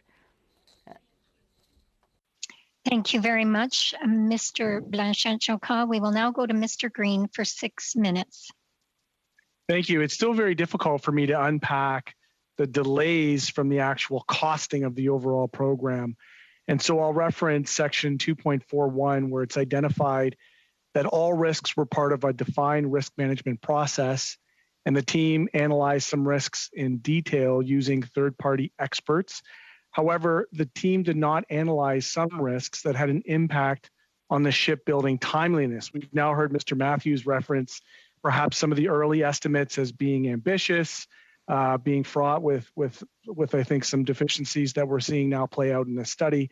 And in section 2.42, for example, one risk was not having enough staff within departments to implement a strategy in a timely manner. And the team did not document whether this risk was affecting the pace of the implementation of a strategy. Other risks were not having enough workers in each shipyard, which could affect the timely delivery of the vessels.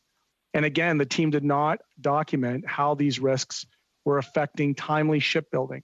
So they noted instances such as staff shortages caused by shipbuilding delays. So my question through you to Mr. Matthews is, how can you commit to a multi-billion-dollar shipbuilding strategy without knowing if you have enough capacity at either departmental level or at the shipyard level? Thank you, Madam Chair. I think there's 2 aspects to that question, and I may turn to Mr. Kennedy to talk about the workforce in the yards, but the HR capacity inside government, which is part of the question, and we have control over that. I think we have added capacity both through external resources, but also in building up our own team, and we will continue to increase that team to make sure it's adequate. I think some of the I'll call it tension you'll see between the government and the yards when we talk about schedule is they would like quicker decisions. That's always something they raise with us. And frankly, we would say we would like more notice. Why didn't you tell us earlier? So that's a very natural kind of tension that occurs. But obviously, the more people we have working on the project, the more quickly we can do analysis and get to decisions. So there are plans to further augment the team in place. I think, Simon, I'm not sure if you have anything to add in terms of building capacity, HR capacity in the yards themselves, because that was also a story that, or a risk that came to fruition that impacted schedules as well. Madam Chair, I just say there are some things that are built into the industrial and technological benefits policy and the value proposition that are aimed to support skills development and help the bidders identify areas to improve training and that sort of thing. I'd be happy to provide details if there's interest. No, that's quite fine. We've identified already through you, Madam Chair, the delays in the process. These increases are going to cost Canadians in multiple ways. Again, going back to the PBO, that each year a project is delayed will see production costs increase by tens of millions of dollars per ship. But we've also heard that there's a cost to retrofit the ships that are scheduled to be replaced in order to keep them in service longer than expected. So we heard, I believe, the DM from DND talk about contingencies. So my question through you, Madam Chair, to her would be, who's paying for the cost of the retrofitting of the existing ships to extend their service, considering, the overall cost in the shipbuilding? Is this part of the contingency, or is this a holdback or a set aside from the actual contract through the procurement with a company like Irving? Thank you very much for the question, Madam Chair. The budget for the surface combatant does have contingency in it for delays and other costs. Absolutely true. There is a separate budget for the maintenance and the repair and the ongoing operation of the Halifax class vessels. And so what would that cost be? What would the contingency on the maintenance side, and who pays? Is this something that in procurement processes you would negotiate with a contractor that if they don't meet targets, if they don't meet milestones, then the cost would be borne by them, or is this additional cost to the taxpayer? It's all within the budget that currently exists. It's not negotiated with the shipyard per se. Certainly, we all want the new ships in the water as quickly as possible. The Navy needs new capacity, and we would rather be in new ships than old ships. But no, there is no particular, and Mr. Matthews can speak to this in greater detail than I, but there is no particular there's incentive. The yards are incentivized to produce sooner rather than a penalty for not. So there's no penalties. For instance, we're looking now potentially the last ship 2047. Let's say it's 2055. I mean, I would imagine all of us will be gone, and maybe we'll be tuned in virtually somewhere. But there's no penalty at all if this national shipbuilding goes way off the rails and is further delayed for unforeseen circumstances. I think there's a difference between slight delays and way off the rails, Madam Chair, and we would certainly be managing the project at that stage much more tightly than an 8-year delay on the last ship, as an example. Okay, so I'll go back through you, Madam Chair, to the other Ms. Thomas from the AG's office and ask that, under Section 2.36, it is stated that the Coast Guard, National Defense, and PSPC should implement mechanisms to attain complete, current, and reliable schedules to support shipbuilding projects and ensure that progress towards forecast targets and delivery timelines is monitored to enable timely decision-making. Mr. Matthews referenced some of that as being a challenge in the tension between the builders and the government. So compared to other large-scale military or similarly complex procurement projects, what other specific deficiencies did your audit reveal regarding the project scheduling and monitoring systems and tools for these shipbuilding processes? A very short answer, Ms. Thomas. In the spirit of short answers, I will pass the question about details over to Mr. Swales. Thank you, Madam Chair. I'm not in a position to compare to others, but I think the issue here is that we felt that there was an opportunity for certainly as we get into future projects to look at ways of ensuring the government was using had sufficient levers and was using those levers to keep the schedules on track better than it had up till now. Thank you very much. We will now go to our last round of questioning. It's a 5-minute round, starting with Mr. Weber. Well, thank you, Madam Chair, and thank you to everyone today. Incredibly enlightening, the testimony here today. As a prairie boy, we don't talk much about shipbuilding, so I find this really interesting. Ms. Yip alluded to this about vessel life extension. And Mr. Sargent, you brought that up in your opening comments that an additional $2 billion was announced for a comprehensive vessel life extension program to your existing fleet to limit the life of their technical life expectancy. So how long will this upgrade put our vessels in the waters for how much longer?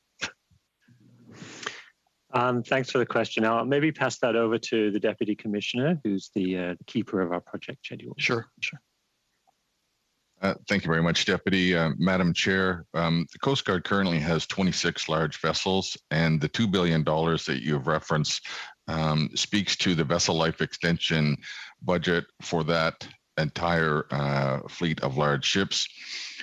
Given that some of the ships will remain in service until early 2040, it's envisioned that we're going to be 16, 18 years cycling the ships through the various vessel life extension periods, which it sometimes can take 8 to 12 months to complete.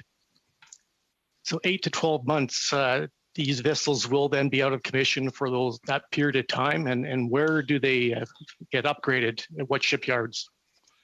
The vessel life extension are individually contracted. They're competed through Public Services and Procurement Canada.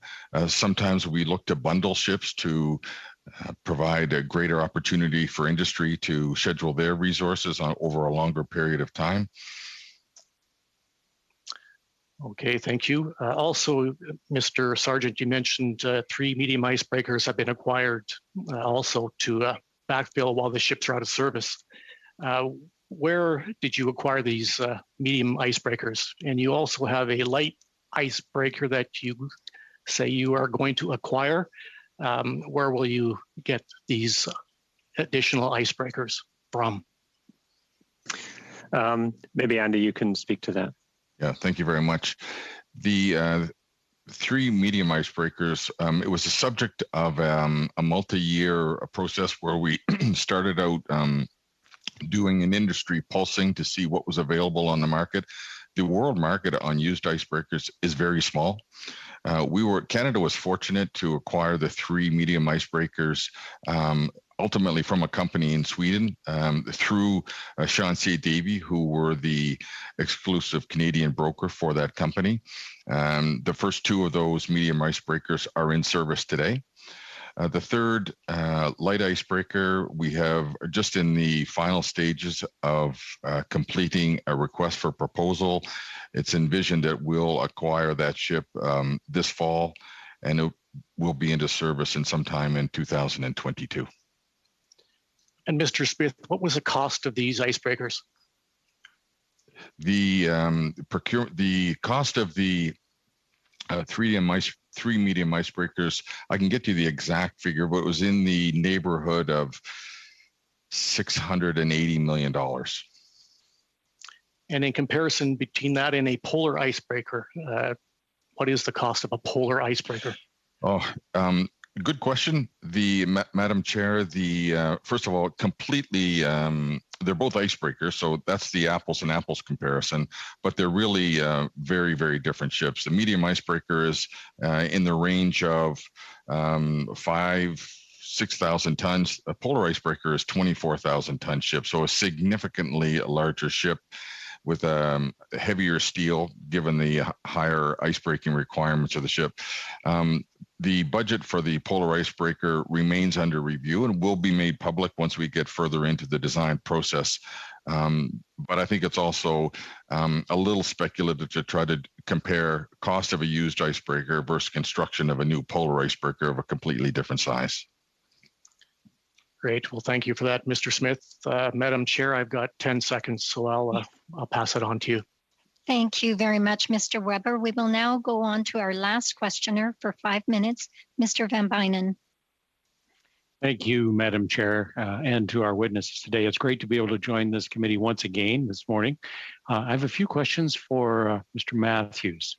There's been some concern presented in this report regarding the tools that were available to the PSPC procurement and project management teams, and I think it's fair to say these tools were limited in their scope and their effectiveness. Now, the Auditor General also acknowledges that there were key decisions that were made to address risks in meeting the goals of the NSS, and in some cases, including reassigning the timelines for achieving these goals, but to the betterment of the overall project. So my first question is what were the decisions that were taken? Thank you, Madam Chair, and to my colleagues from the Office of the Auditor General, if you want to add into this, please do. But I think a couple of examples. One, measures to extend the life of current vessels obviously has to be an important measure here. I think the other would be to add additional Arctic offshore patrol ships to Irving shipyards. So number 7 and 8, which will eventually go to the Coast Guard. That helped to reduce the production gap and also resulted in, or will result in the Coast Guard getting ships earlier than necessary. I think you can point to the West Coast, Vancouver shipyards and see the reordering of ships in terms of joint supply ship being brought up, number 2 in that case, or sorry, the reordering of the joint supply ships. And adding the multi-purpose vessels to the Vancouver shipyards workbook, 17 of those, if I recall correctly. Again, that was to better align with requirements of the Coast Guard. So those are a few examples of what we've done from a program management perspective to show how it all fits together.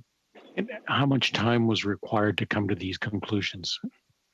They evolved. I think they weren't necessarily one complete package. Some were individual measures where some were part of a broader group, but I would, I'm going from memory here, I would say discussions over about a year on and off with the shipyards to talk about schedule and mitigation measures, maybe even 15 months, but it was a long-term discussion. My colleague Jody has been around longer than I have, so if you have a different recollection, Jody, please correct me. Thank you, Madam Chair. I think he just said I was older than him.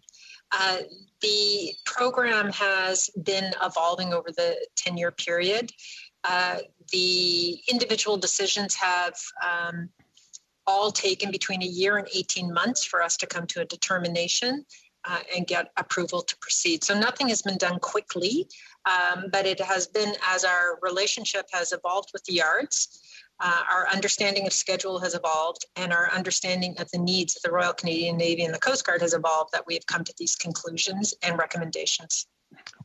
And so how was this? Oh, sorry, Madam Chair, just I should have mentioned also the most recent news, the addition of the third yard would be another measure in terms of how the program has evolved to better mitigate risk. Okay.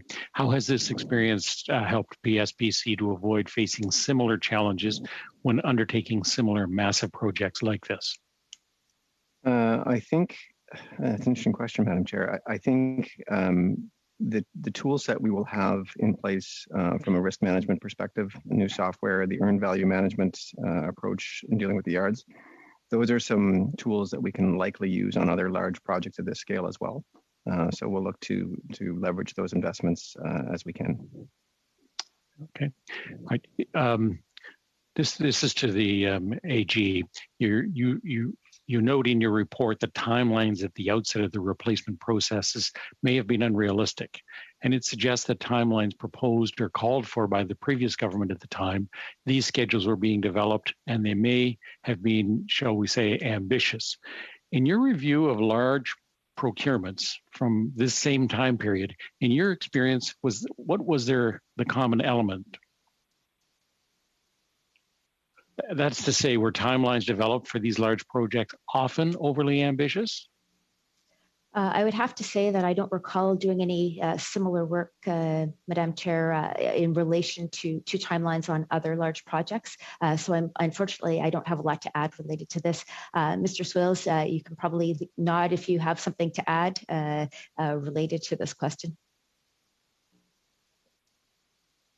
Thank you, Madam Chair. I think the only thing I would add is that, shipbuilding, is quite different from other types of procurement. So we need to be cautious in running those kinds of comparisons of timeframes across different types of equipment, if I could put it that way.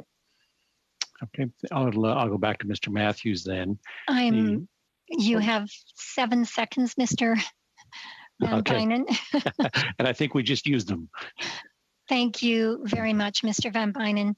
And thank you to our witnesses for joining us today. It's been a great meeting with lots of great questions asked. Colleagues, I would like to remind you that Wednesday, I will be chairing the Auditor General's lockup for reports that will be tabled in the House after the lockup.